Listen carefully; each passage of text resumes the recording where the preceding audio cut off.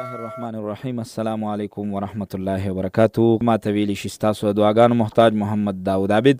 په دغه امید چې انشاءالله العزیز تاسو به روغ جوړې خوشحاله به الله مو تل خوشحاله کامیاب او کامران لره. محترمو په تیر یو پروګرام کې ما تاسو سره د والدینو د حقوقو د اهمیت په اړه خبرې اترې کړې وې، بلکې زه به تاسو ته دا ووایم چې د سو پروګرام راسي زما عمدغه یو موضوع ده چې زه تاسو سره د والدینو د حقوقو د اهمیت په اړه او دغه شان د والدینو سره د محبت په اړه او د والدینو سره د ښه سلوک په اړه باندې ما تاسو سره دغه پروګرامونه شروع کړي دي.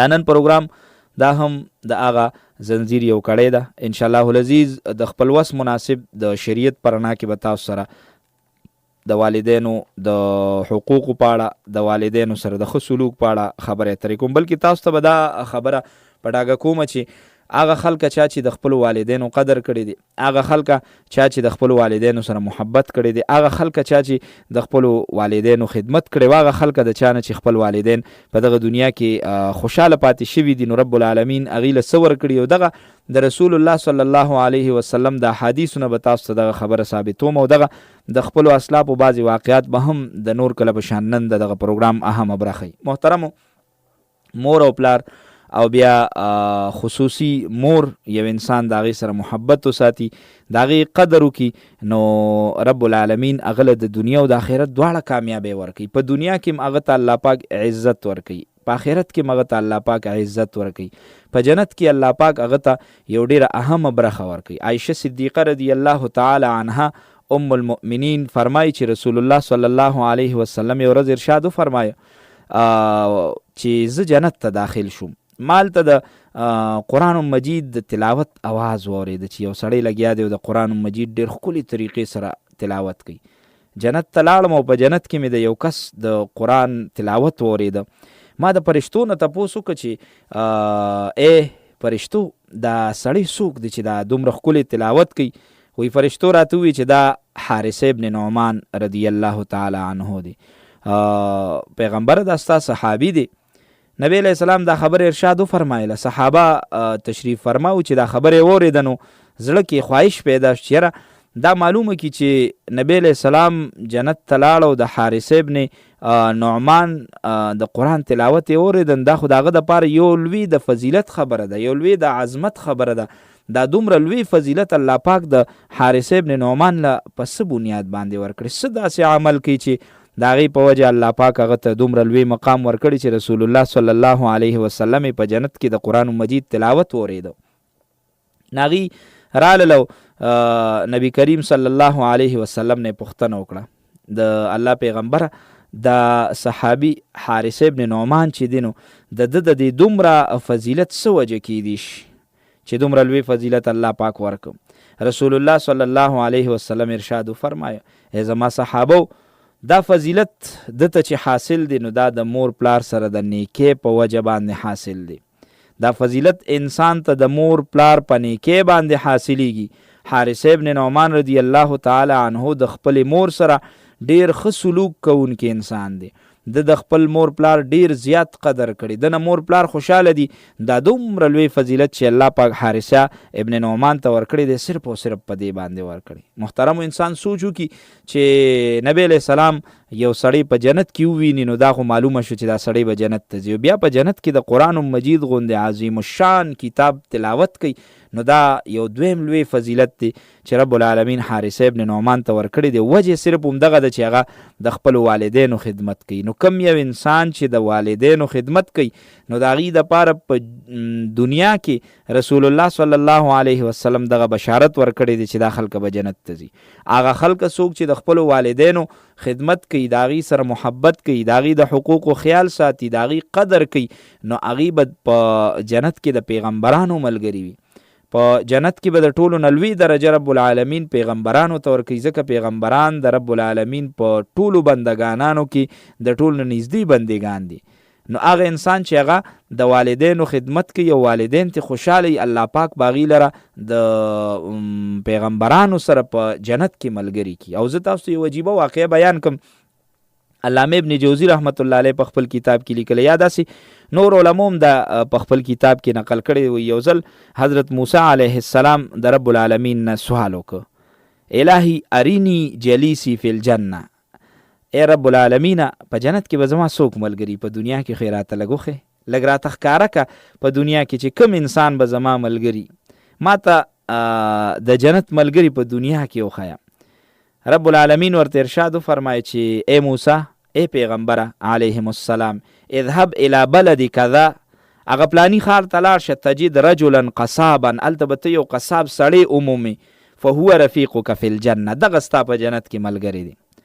تا غوښتنه وکړه چې په جنت کې به زما ملګري څوک، نو ای موسی علیه السلام لاړ شه پلانی ښار ته، هلته یو پلانی قصاب به تاله په لاس درشي، دغه قصاب په جنت کې ستا ملګری دی. حضرت موسی علیه السلام سوچ کو چې یاره دا قصاب زما ملګری دی، دا دی به څه داسې نیک اعمال کوي چې الله پاک دومره لوی درجه ورکړي چې زه پیغمبر یم او دی به زما ملګري، او قصاب دی، یو عالم هم نه دی، نه یو عام کسب کوونکی انسان دی. نو زړه کې خواهش پیدا شو چې زه لاړ شم او د سره ملاقات وکړم، چې زه دی ووینم چې د الله پاک ته دومره محبوب بنده څوک دی. حضرت موسی علیه السلام فرمایي زه هغه دوکان ته لاړم، ورلم، چې مې ولید هغه قصاب لګیا دی او هغه غوښه پرې کوي، غوښه پرې کوي، نو څه غوښه خرڅوي او څه لږه لږه ځان سره محفوظ ساتي. کله چې د دغه کار وکړ نو زه ورسره خوا کې ولاړ وم، د ده د چوټۍ وخت راغی، دی روانېده کور ته. ته نو ما ته وایي چې یا جمیل الوجه هل لک ان تکون فی ضیافتي، ای ښکلې انسانه، ای ښایسته نوراني مخ والا، زه ستا د میلمستیا سعادت حاصلولی شم، یعنی چې ته ما سره لاړ شي، زه کوربه شم او ته زما میلمه شي. آیا داسې کیدی شي؟ مطلب ته زما سره میلمه شه، لاړ شه، ما سره به خوراک وکړي، وخت به را سره تیر کړي. آیا دا فیصله تا ته منظوره ده؟ حضرت موسی علیه السلام خو اسیم د هغه د ملاقات دپاره راغلی او بیا هغه سره د ناستې دپاره راغلی او دغه مقصد و چې زه وګورم چې دا سړی څه عمل کوي چې الله پاک دته دومره لویه درجه ورکړې ده. نو ما ورته ووایي چې او بلکل زه تا سره تلی شم او زه به ستا میلمه شم، ستا ارمان به زه پوره کړم. دی سړي حضرت موسی علیه السلام ځان سره کور ته روان که. کله چې دی کور ته ورسېده نو په خپل لاس باندې غوښه پخه کړه او د هغې نه پخکړې راواغشته او یو طرف ته کېناسته، روټۍ هم یو طرف ته کېښوسته او زه ځان سره کېنولم. اوس لګیا دی ما سره ښه په خوشحالۍ خبرې اترې کوي، ما ته وایي چې خوراک کوه، زه هم لګیا یم غوښه خورم. اوس دا سړی لګیا دی، نو دی یو نوړۍ جوړه کړي نو هغه پخپله وخوري، یو نوړۍ جوړه کړي نو خوا کې ورسره یو پچی پرته ده. پچی دا مونږ چې پکې کله کله د ماشومانو دا کپړې وغیرې ږدو په کورونو کې، دغه پچی یو پچی ورسره خوا کې پرته ده. نو یو نوړۍ راوالي پچی کې کیدي، بیا بله نوړۍ هم راوالي پچی کې کیدي، درېیمه راوالي بیا پخپله وخوري. نو یو نوړۍ پخپله خوري او دوه نوړۍ راخلي هغه په پچی کېږدي. حضرت موسی علیه السلام ګوري چې دا سړی خو داسې عجیبه کار کوي. ناګانه په دغه وخت کې د قصاب ور وډبېده، دروازه وډبېده. قصاب زر پاسېده او دروازې له لاړه چې وګوري چې بهر څوک اواز کوي. موسی علیه السلام خو دلته د مخکې نه دې ته خیال و چې یاره په دې پچې کې دی دا روټۍ څه دپاره ایږدي. د هغه ووتو سره دې ناګانه حضرت موسی علیه السلام ورپاسېده، ویې کتل چې یاره په پچې کې څه دي. چې ویې کتل نو هغې کې واړه واړه دوه بوډاګان انسانان پراتو، لکه څنګه چې یو انسان ډېر زیات د عمر تقاضې د وجې نه کمزوري شي او بیا د هغه د بدن ویښته موځي او ډېر زیات کمزوري ورکوټي شي، راټول شي.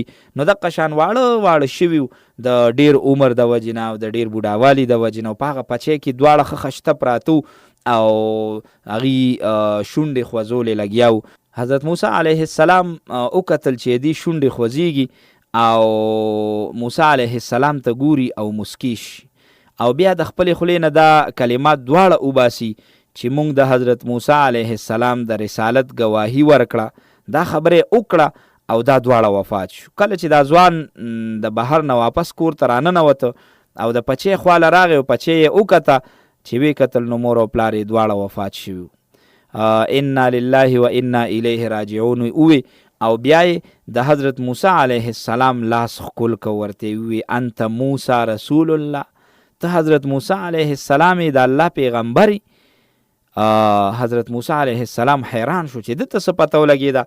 زه خو د سره یو د میلمه په حیثیت باندې راغلی، موسی علیه السلام ورته وفرمایل چې او زه موسی علیه السلام، خدا راته ووایه چې تا ته دا خبره چا کړې ده، دا خبر تا ته چا درکړه چې زه حضرت موسی علیه السلام یم، او دا راته ووایه چې دا پچی کې چې دي نو دا څوک دي؟ د قصاب ورته ووایي چې دا پچی کې چې دي نو دا دواړه زما مور او پلار دي، دی ډېر زیات کمزوري شوي دي، ما ځکه په دغه پچی کې چولی دي، ما وی چې دی صحت دلته برابري، او زه تر هغې پورې خوراک څښاک نه کوم تر څو پورې چې ما دی دواړه ماړه کړي ني، دی له مې خوراک ني ورکړی، او دی دواړو زما مور او پلار به رب العالمین نه اکثر دا سوال کو چې ای الله مونږ له تر هغې پورې مرګ مه راکوه تر څو پورې چې مونږ د حضرت موسی علیه السلام سره ملاقات نی شوی، ای الله تر هغې پورې مونږ مه مړه کوه چې تر څو پورې مونږ حضرت موسی علیه السلام لیدنې نه وي. کله چې زه د بهر نه رالم او ما ولیدل چې دا زما مور پلار وفات شو، نو ما ته پته ولګېده چې یاره ته حضرت موسی علیه السلام یې، ځکه د دې دواړو دا سوال چې دی نو دا قبول شو، تا سره ملاقات وشو. حضرت موسی علیه السلام ته تپوس وکړه چې یو بل عجیبه خبره مې څه کړه، رأیت امک تحرک شفتیها، ما چې ستا مور ته کتل ته چې بهر وتې نو ستا مور بی بی چې ونه هغې شونډې خوځولې، دې څه وي؟ نو ده ورته ووي چې د الله پیغمبره کله چې به ما د دې خدمت کو، دی له به مې خوراک ورکو او د دې به مې خیال ساته، نو زه دې ته ډېر ګران وم په دې وجه، او ما ته به دا دعا کوله چې اللهم اجعله جلیس موسی فی الجنه، ای الله زمونږ دا بچی په جنت کې د حضرت موسی علیه السلام سره ملګری کې. نو دغه وخت کې چې تا وکتل چې دې شونډې خوځولې نو دی مونږ ته دی ما ته دعا کوله. حضرت موسی علیه السلام هغه ځوان ته ارشاد وفرمایي ابشر بذلک، ته دغه زیری قبول کا چې ستا د مور دعا چې دا هغه قبوله شوې ده او ما ته خبر راکړی شوی دی چې ته په جنت کې زما ملګری. قدرمنو یو ډیر عجیبه سبق دی زمونږ استاد دپاره چې د مور دعا د انسان دپاره دا انسان د پیغمبرانو سره په جنت کې ملګری کوي. د مور دعا د انسان د دنیا او د آخرت د کامیابی سبب ګرځي، او دغه د والدینو خدمت او بیا په خصوصي توګه چې مور او پلار د انسان نه خوشحاله وي نو دا انسان ته ډیره غټه فایده ورکوي. باید چې مونږ او تاسو د خپلو والدینو قدمونه ښکل کړو، د خپلو والدینو خدمت وکړو، مخکې د دې نه چې دغه والدین زمونږ او ستاسو نه سترګې پټې کړي. د دې هیڅ پته نه لګي چې مرګ د کم انسان مخکې دی، مرګ چاله مخکې راځي، خو چونکې والدین د خپلو بچو نه مشراني نو په دغه بنیاد ویمه چې که تعالی الله عمر درکړي او بیا دغه تا نه جدا شي، که هغه په جدایۍ د خفګان او که د خوشحالۍ، خو بیا به ډېر زیات ارمان وکړي. د حضرت موسی علیه السلام هغه ښکلې واقعه او عجیبه واقعه مې تاسو ته مخې ته کړي، خو داسې ډېر مونږ ته احادیث مخې ته پراته دي، داسې ډېر واقعات علما کرامو لیکلي چا چې د خپلو والدینو قدر کړی، الله پاک هغه خلکو ته څومره لوی عزت ورکړی. د دغه ټولو د بیانولو مقصد او غرض زما دا دی چې مونږ او تاسو د دغې نه سبق والو او په خپل انجام باندې سوچ وکړو چې کچری مونږ د خپل والدینو خیال ساتو، د هغې د حقوقو خیال ساتو، نو انشاءالله العزیز دغه دنیا او آخرت دواړه به الله پاک زمونږ ښکلي کړي. مونږ ګورو هغه خلکه چا سره چې د خپل والدینو دعا نه وي نو په دغه دنیا کې هغه خلکه ډېر سرګردانه ګرځي. نو باید چې زما په دغه خبرو باندې به انشاءالله العزیز تاسو سینې کولو شوي او په دې خبره به پوه شوي چې یقینا د والدینو په خدمت کې، د والدینو په محبت کې د دنیا او د آخرت عزت دی. زه به تاسو ته دا ووایم چې هغه انسان چې هغه نه والدین خوشحالی نو رب العالمین به ترې خوشحالی، او بیا د قیامت په هغه عظیم ورځ به الله پاک دغه انسان د خوشحالو سره مخ کوي. په ځای د دې چې دغه انسان د خپلو والدینو نافرمانی وکړي نو په آخرت کې به د دغه انسان ذلت او رسوایی مقدر وي، دغه انسان به رب العالمین ته هم ناخوښه وي. داسې ډېر واقعات مونږ ته مخې ته شته دي. علامه قرطبي صاحب رحمت الله علیه یو کتاب دی التذکره، په هغې کې دغه یو خبره ذکر کړې ده چې د قیامت په ورځ کله د انسان اعمال وتللی شي نو د تلې دواړه طرفونه به برابر شي، کوم د تلې چابړی چې دا دواړه به برابر شي، یو طرف ته چې څومره بل طرف ته هم هغه نه. رب العالمین به دته ارشاد وفرمایي چې ستا نیک عملونه او بد عملونه دواړه برابر دي، لہذا ته نه جنتي او ته نه دوزخي. په دې وخت کې به یو فرشته راشي او د بدۍ چې کومه چابړی ده نو هغې کې به یو پرچه ورواچي، په هغې کې به هغه کومه پرچه چې دی ورواچي د دغه چابړی نه به د مور پلار د صدمې او د تکلیف اوازونه راځي، اوف اوازونه به ترې راځي چې یاره دې بچي مونږ په دنیا کې زورول یو، دې بچي مونږ ته په دنیا کې ډېر زیات تکلیف راکړی دی. نو دغه چابړی چې کومه د بدو ده نو دا به دې سره ډېره زیاته درنه شي او د ده دپاره به د جهنم فیصله وشي. ځکه اول خو دا و چې دواړه برابر و، نو دی نه جنت ته تللی شو نه جهنم ته تللی شو. اوس چې دا د بدې هغې اوچته شوه یعنې درنه شوه، نو د دغه انسان دپاره به فیصله وشي چې دی جهنم ته لاړ شي. نو دغه وخت کې به دی رب العالمین ته یو سوال وکړي چې ای اله العالمینه ما د دوزخ نه بچ که. رب العالمین به ورته ارشاد وفرمایي چې ای د مور او پلار نافرمانه، ته په څه بنیاد د جهنم نه د خلاصې درخواست کې؟ څه داسې تا سره یو وجه ده چې په هغه وجه او په سبب باندې ته ما نه سوال کوې چې ما د جهنم نه بچ که؟ دی به عرض وکړي ای رب العالمینه یقینا چې زه دوزخ ته تلونکی یم، ما د پاره هېڅ خلاصي نشته دی. خو او د هغې وجه هم دا ده چې زه د خپل مور پلار ډېر زیات نافرمان وم. نن یو قرباني کوم رب العالمین، او هغه دا چې زه وینم چې زما پلار هم د ګناهونو له وجې جهنم ته تلو واله دی. خو زه نن یو قرباني کوم چې په دنیا کې دغه مور او پلار چې دا ما جړولی دي، په دنیا کې دغه مور او پلار چې دی له ما خفګان ورکړی دی، منم په دنیا کې دغه مور او پلار چې ما د هغې د حقوقو خیال نه دی ساتلی، د هغې په وجه زه جهنم ته ځم. خو زه مې د خپل پلار وینم چې دی هم د خپلو اعمالو په وجه جهنم ته روان دی. الله نن زه قرباني ورکوم چې زه د جهنم ته لاړ شم، خو زما والدین دی نه ځي. زه د جهنم ته لاړ شم او دغه د جهنم اور دی ما وسیزي، ځکه چې ما د خپل مور پلار نافرمانی کړې ده. خو زه دا نشم برداشت کولی چې زما والدین زما د وړاندې جهنم ته ځي. الله زه هغه وخت کې نه پوهېدم او زه اوس پوه شوم. نو دغه یو درخواست تا ته کومه چې اله العالمینه خیر دی ما ور وغورځوه چې ما ته زما د کړو سزا میلو شي. خو زما مور او پلار چې هغه زه وینم نو دی د جهنم نه راوباسه او جنت ته داخل که. الله زه نن دغه خپله قرباني د دغه خپل پلار دپاره ورکول غواړم. زما عذاب دی دوچن شي، د مور او پلار چې کوم عذاب دی ادم ماله راکړی شي، خو زما مور او پلار نن جنت ته لاړ شي.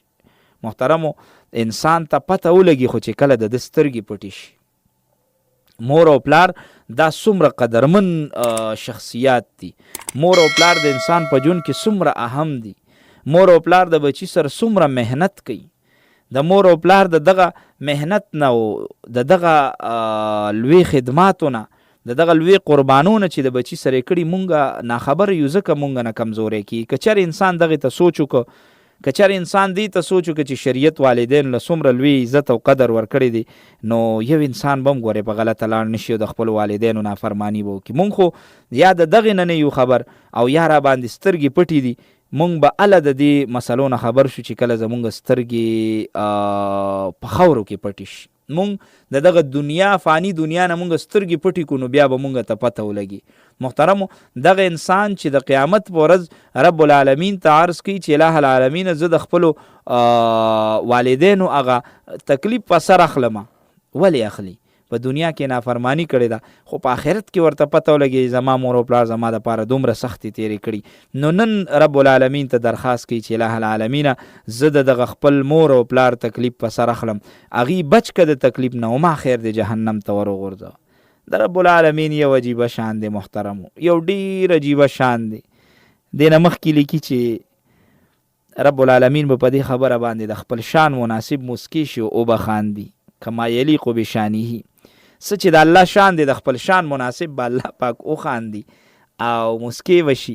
او ارشاد به وفرمایي چې ته خو په دنیا کې د دې نافرمانه وې، په آخرت کې د دې سره ښه سلوک کې، نو زه ستا د دغه یو کار د وجې نه چې تا نن هم د خپلو والدینو سره محبت وکړو. یو انسان یو عمل هم نه قبلیږي دې ټیم کې، خو تا د خپلو والدینو سره محبت وکړو او د خپلو والدینو بوج دې په سر اغشتل خوښ کړل، هغې نه دې تکلیف لرې کول خوښ کړل. د دغه خپلو والدینو سره محبت په وجه تاسو دواړه جنت ته لاړ شئ. ستا والدین دې جنت ته لاړ شي او تم جنت ته لاړ شه. ته ما وبخلې، ستا ګناهونه ما معاف کړل، مور او پلار چې تا نه خوشحاله شو، نو زه نن ته جنت ته داخل شه. محترمو د مور او پلار خدمت، د مور او پلار رضامندي دا د رب العالمین د وړاندې ګوره یو ډیر عظیم کار دی. دا سپک مه ګڼئ. هغه خلک چې هغه لوی بدقسمته دي او هغې د مور او پلار خدمت نه کوي، د مور او پلار قدر نه کوي، اگر که هر څه کوي. تیر یو پروګرام کې مې تاسو سره حدیث ذکر کړی، بیله خبره ده چې مور او پلار به ډېر احتیاط کوي، د خپلو بچو سره به ښکلې ټیم تیروي. نو کاغي زیاتیم کوي نو بیا به هم بچي د خپل مور پلار مخې له نه ورځي، مور او پلار ته به تکلیف نه وررسي. مور او پلار یو غلط کار کوي نو دی پویولی شي چې یاره جی دا ټیک کار نه دی، د شریعت خلاف کار خو لازمي ده چې دی یې پوی کې، خو که په دنیا کې داسې یو کار کېږي نو خیر دی مورې، خیر دی بابا، پلاره، والد صاحب محترم، دا سیز ټیک نه دی. خو د دې په ځای هغه ته سخته خبره کول، د هغه مخې له راتلل او سپورستغې ویل او نعوذ بالله نعوذ بالله، داسې بدبخته هم مونږ لیدلي دي چې هغې خپل پلار باندې لاس اوچت کړی دی. زه خو حیران یم هغه خلکو ته چې هغې په دې خپلو والدینو باندې دا لاس څنګه اوچتوي، د خپلو والدینو ته دا ستغې او سپورې څنګه وایي.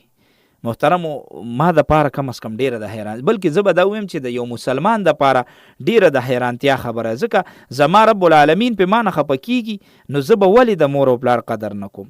بل زما اخلاقی یو دا حق جوړیږي چې زه د مور او پلار خیال وساتم، نو زه ولې بیا مور او پلار ته سپورې ستغې ویم او بیا دومره بدبخته جوړیږم چې په مور او پلار باندې لاس اوچتوم؟ محترمو، الله دیو کی چې دا خبرې زمونږ او ستاسو د ټولو په زړه باندې ولګي. الله دیو کی چې زمونږ د یو کس مړه په دې خفه نه شو، مونږ خوشحاله شو چې الله اوسه پورې مونږ نه خبر اوس مونږ خبر شو. انشاءالله العزیز د خپل والدینو به احترام کو، د هغې به خیال ساتو، د هغې د حقوقو به خیال ساتو، او دا خبره هم یاده لرئ چا چې د خپل والدینو خدمت کړی دی، خپل والدین خوشحاله کړي، سبا د دې بچي را پاسېدلي او دې خوشحاله کړي دي. او که د بدقسمتۍ نه د یو انسان مور او پلار د هغه نه خفه ګورئ، سبا د ده په اولاد کې به خلک را پاسي او دی به خفه کوي. الله دې نه کړي محترمو چې مونږ او تاسو په دنیا کې د خفګان ژوند تیر کو. الله دې زمونږ کشران د خپلو مشرانو تابعدار وګرځي. الله دې زمونږ مشران په خپلو کشرانو باندې شفقت کوونکي وګرځي. د پروګرام وخت را سره پای ته رسي، الله مو کامیاب کا. محترمو، اجازه ده نه اخلم چې هر ځای کې تل کامیاب او کامران اوسئ. د لوی الله